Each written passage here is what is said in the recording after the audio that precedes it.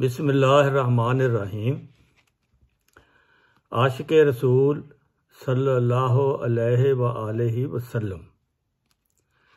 اللہ تعالیٰ نے انسان کو اس لیے پیدا کیا ہے تا وہ اپنی ذات اور صفات کے ساتھ پہچانا جائے۔ یہ عظیم مقصد اس وقت اپنے کمال کو پہنچا جب انسان کامل سیدنا و مولانا حضرت محمد مصطفیٰ صلی اللہ علیہ وآلہ وسلم کا ظہور ہوا۔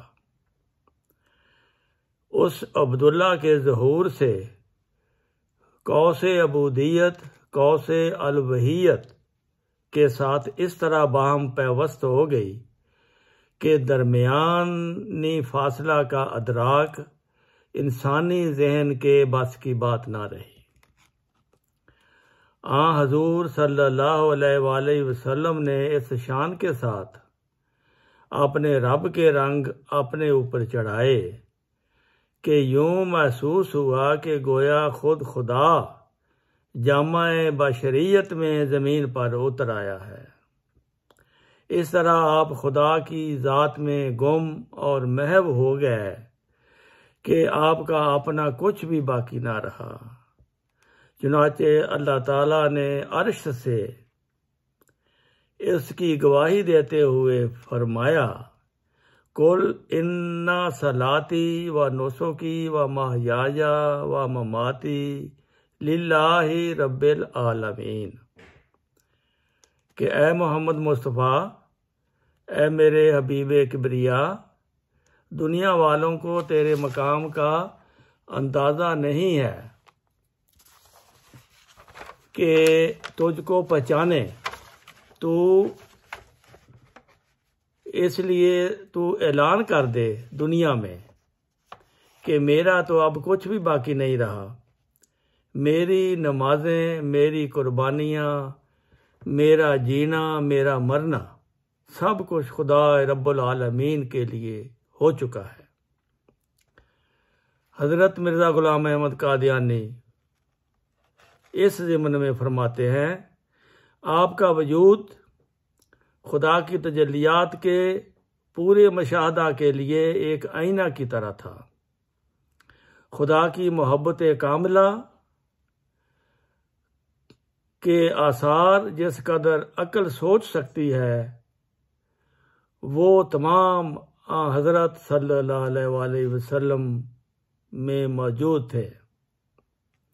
ایک اور مقام پر آپ نے قرب الہی کی تفصیل بیان کرتے ہوئے فرمایا،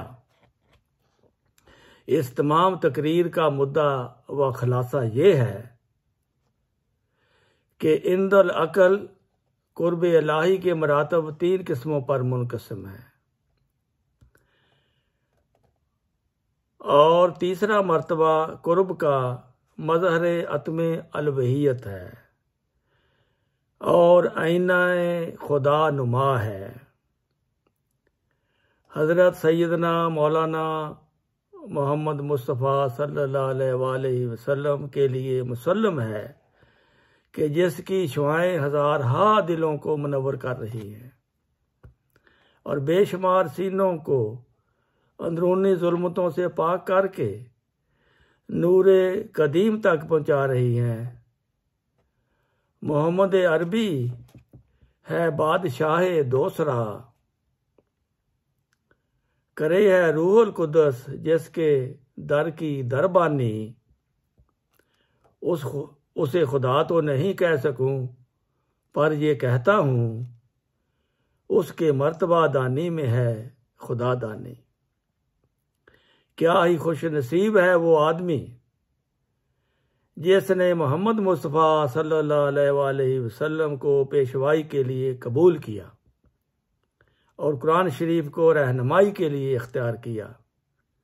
اللہم صلی علی سیدنا و مولانا محمد و آلہ و صحابہ اجمعین۔